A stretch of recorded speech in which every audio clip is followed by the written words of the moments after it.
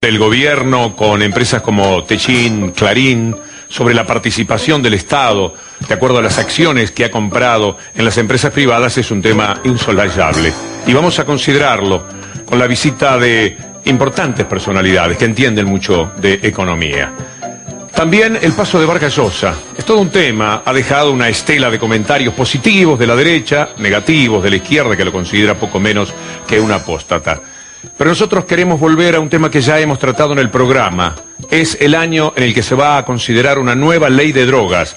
Y a partir de la participación de alguien que ahora está preso desde hace 10 días, nosotros vamos a hacer un recorrido con la diputada Victoria Donda, tratando de entender un poco más de este tema. Cultivar para nada es difícil. Solo hace falta un poco de atención y de amor. Esto es lo que se llama cultivo indoor. Cuando las personas no tienen lugar para tener en tierra o afuera con el sol, necesitas igualar las condiciones exteriores. Lámparas artificiales, ventilación. La dificultad más grande en este momento que tiene el autocultivo y la marihuana es el prohibicionismo. Gente con terraza, con balcón, no puede tener las plantas que querría seguramente, sino que se tiene que limitar a esconderlas, digamos. Con el autocultivo terminas con la inseguridad, con la insalubridad, con la economía negativa y con la contribución al narcotráfico. Te alejas de todos esos aspectos, o sea que tampoco no sé si ya considerarlo delito, porque vos no estás haciendo nada que la Constitución no nos ampare. Naturalmente, Matías es un militante procurando una nueva ley de drogas. Y otro es el director de la revista THC, que nos visitara en ocasión en la que presentábamos a Matías y con el que fuimos a conversar en estas últimas horas sobre lo que está ocurriendo con su amigo. El 14 de abril pasado, a las 7 pasados algunos minutos de las 7 de la tarde, la policía llega con una orden de allanamiento a la casa de Matías Faray, una orden de allanamiento por infringir el artículo 5, inciso A de la Ley de Drogas, que prohíbe abiertamente el cultivo o siembra de plantas destinadas a producir estupefacientes, con penas de 4 a 15 años de prisión.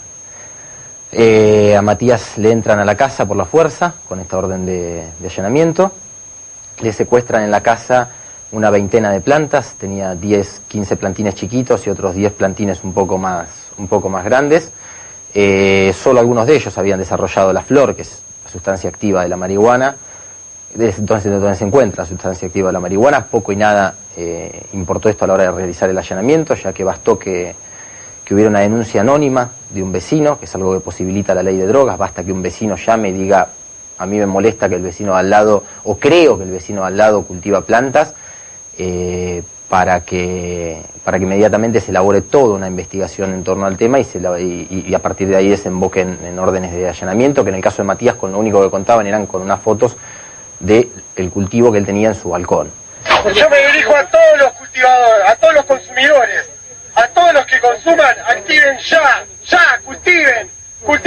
La Corte nos avaló el derecho de las libertades personales para cultivar en nuestra casa. Activen con eso ya, no tienen que salir a comprar al mercado negro, al narcotráfico. Matías fue inmediatamente detenido. Hace ya 10 días que permanece arrestado en una comisaría del oeste del conurbano bonaerense. La está pasando realmente mal ahí adentro, está en una celda con delincuentes comunes, cuando lo único que había hecho Matías era cultivar marihuana precisamente para dejar de comprarla al narcotráfico. Se cambie la ley, que hagan un decreto, que hagan lo que quieran, pero nosotros activamos hoy. Cultiven todo. Matías está preso en este momento en una comisaría de Villa Tesey. La policía ha procedido de acuerdo a lo que dice la ley. Y eso es justamente lo que se va a discutir si hay que cambiar. Pero no es una cuestión de los jóvenes tan solo, ni de la Argentina. En Uruguay, y una persona más grande que Matías Faray, tienen un problema similar.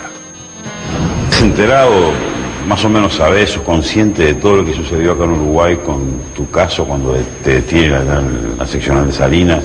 Se generó todo un debate parlamentario y social respecto de eventualmente cambiar la ley sobre la legalidad o no de tener marihuana plantada en la casa de uno? Pienso que si esto puede llegar a servir para que se apruebe una ley que venga a llenar un vacío y a evitar otras injusticias, pienso que habrá valido la pena.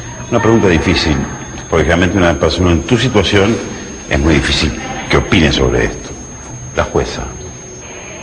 Te confieso, aunque tal vez si la jueza lo sabe, no le guste escucharlo, que me asustó el desconocimiento sobre el tema. Ahí sentí miedo. No consigo considerarme un peligro para la sociedad. ¿Qué siente una mujer que a los 22 años estudió turismo, vivió 30 en Brasil, fumó marihuana para dormir mejor, que se vino en Uruguay a retirarse y se come en la cárcel? Estoy ahora, hace 2 días, en un centro de rehabilitación y tengo una educadora. Entonces, me cuesta entender que a esta edad tenga que rehabilitarme y que me estén educando. Como te repito, soy formada en ciencias de la educación y me considero una persona educada. Alicia, entrevistada por un destacado periodista uruguayo, Nano Fole, como dijimos antes, hace 3 meses que está detenida. De alguna forma ella también es una militante. Vamos a discutir este tema inmediatamente con Victoria Donda, pero antes quiero saludar a mi compañera de todos los domingos, Julieta Camaño. Muy buenas noches, Julieta. Buenas noches, Víctor Hugo. ¿Cómo están? ¿Cómo están ustedes? En @BDL Víctor Hugo, nuestro Twitter, tenemos 3 invitados en esta noche. El primero, que ya vi que ha tuiteado, es el señor licenciado Daniel Arroyo, ex viceministro de Desarrollo Social de la Nación, de Alicia Kirchner. Bueno, ya nos saludó, dice: buenas noches, Víctor Hugo, un gusto poder participar del programa a través de este medio. También tenemos a Adriana Puigros, diputada del partido del Frente Grande para la Victoria, que también ya saludó. Buenas noches, Víctor Hugo. Y a Mario Meoni, intendente de Junín por la Unión Cívica Radical. Gracias, Víctor Hugo, por permitirme opinar en esta vía sobre las problemáticas de nuestro país. Ya nuestros invitados en @BDL Víctor Hugo han comenzado a opinar, Víctor Hugo, sobre los temas que hemos presentado. En primera instancia, Adriana Puigros tuiteó: la acción punitiva del Estado debe aplicarse a los narcotraficantes y no a sus víctimas. Por otra parte, Daniel Arroyo tuiteó: la despenalización debe analizarse sin preconceptos. El no futuro de los jóvenes y el negocio de unos vivos están presentes. Por otra parte, Adriana Puigros tuiteó: no se trata de promover el cultivo, sino la despenalización junto al enfrentamiento a los narcotraficantes. Todo esto en @BDL Víctor Hugo. Hemos invitado a la diputada Victoria Donda porque el proyecto que usted ha presentado creo que es el más enfático. ¿En qué sentido? En el sentido de que nosotros despenalizamos también la tenencia simple. O sea, nosotros consideramos que ni el consumo, ni la tenencia para consumo, ni el cultivo son conductas que dañen un bien jurídico protegido de otra persona. Por lo tanto, ¿los otros proyectos se quedan a mitad de camino? Los otros proyectos despenalizan el consumo y generan precisamente lagunas jurídicas como lo que está sufriendo esta señora en Uruguay. Si vos tenés una planta en tu casa, sos vos el que tenés que comprobar si la tenés para consumirla o si la tenés porque sos un narcotraficante. Y eso, primero, muestra la incapacidad del Estado de generar las redes de inteligencia necesarias para probar eso, pero además invierte la carga probatoria y te hace culpable cuando en realidad el principio es el principio de inocencia. Los está dando, pero me gustaría que profundice un poco más sobre los fundamentos del proyecto suyo. Bueno, por un lado nosotros creemos que la actual ley de estupefacientes, que fue sancionada en el año 89, ha mostrado durante estos años la ineficacia enorme que tiene. En los últimos 10 años Argentina se ha convertido del país de Latinoamérica en el primer país de consumo. O sea, hemos superado a Brasil. Somos el país que más consumidores de drogas tiene. ¿Por qué? Porque tenemos un Estado que persigue a quienes consumen y no que persigue a las grandes redes de narcotraficantes.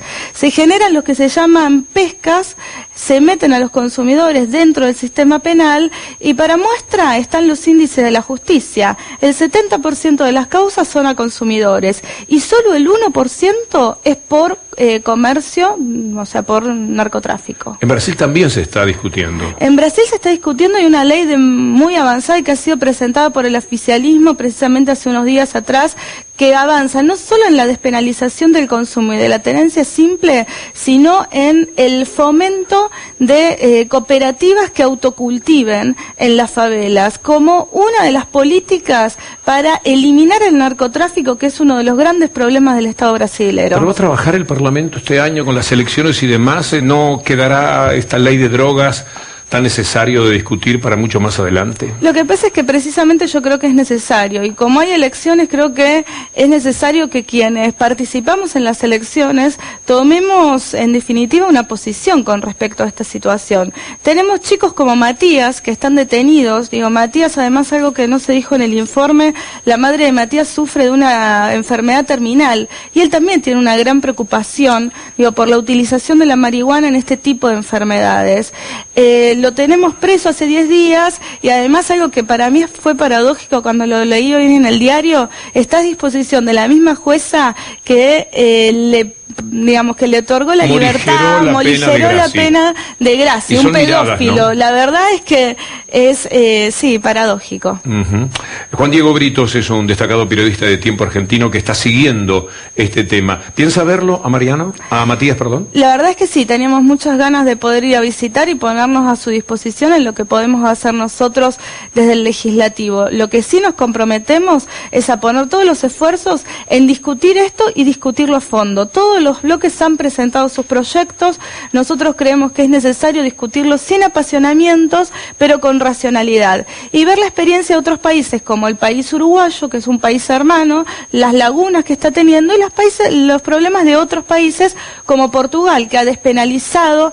Por supuesto, la política de despenalización debe ir de la mano de la implementación de otro tipo de leyes, como la ley de salud mental, que aún no se ha implementado, una ley de prevención de adicciones que tampoco se ha implementado. Nosotros tenemos experiencia en ese campo, la tuvimos en la provincia de Salta, al frente de la Secretaría de Adicciones, desde donde implementamos políticas que tienen que ver con la asistencia social, con la prevención y con el tratamiento de adicciones, que es algo que todavía no hemos tenido a nivel nacional. Diputada, muchísimas gracias. No, de nada. Una pregunta más. Sí. Muy rapidita la respuesta le pido. ¿Pino se presenta en la ciudad o en el país? Y hasta ahora todo indica que todavía no lo hemos decidido orgánicamente, pero todo indica que se va a presentar como candidato a jefe de gobierno. ¿Con qué alianza piensan actuar en estas elecciones? En la ciudad nosotros somos parte del movimiento Proyecto ¿En el país? Sur. ¿Tienen esperanzas de Wiener todavía? Sí, por supuesto. La verdad es que yo creo que hoy hay que seguir llamando a la unidad de sectores como el Partido Socialista y como el GEN, y Wiener creo que podría ser un buen candidato a presidente. Pero está con el radicalismo, al parecer. Al parecer está con el radicalismo, hay que ver cómo termina definiéndose. Nosotros seguimos llamando a la unidad de los sectores progresistas y creemos que no se pueden cometer dos veces el mismo error. ¿Especulan ustedes con la posibilidad de que si el radicalismo va con de Narváez, Wiener no pueda resistir esa alianza y quede allí? La verdad es que vaya o no vaya, ya que Alfonsín se junte con de Narváez, muestra la poca consistencia del proyecto progresista que hay atrás de ese discurso. Así que yo sigo teniendo esperanzas en que podamos conformar a nivel nacional un frente progresista que le muestra a los argentinos y argentinas que podemos cambiar este país. Ahora sí, muchas gracias. No, de nada, gracias a vos. Julieta. Tweets nuevos con respecto a este tema en @BDL Víctor Hugo. El primero es de Mario Meoni, tuiteó: es bueno abrir el debate y comenzar a pensar cómo erradicar el narcotráfico que con las leyes vigentes crece día a día. Hay otro tuit de Daniel Arroyo. Un joven hacinado empieza a consumir en la esquina y luego se endeuda. Primero es víctima por falta de futuro y horizonte. También tuiteó Daniel Arroyo: el consumo y la tenencia simple no implican ser narcotraficante. Sirve marcar el límite si se persigue a los narcos de verdad. Hay uno más, es de Adriana Puigros. Los cambios en el Ministerio de Seguridad Nación se dirigen a enfrentar a las redes de narcotraficantes que son el centro del problema. Bueno, hasta aquí algunos de los tweets en @BDL Víctor Hugo.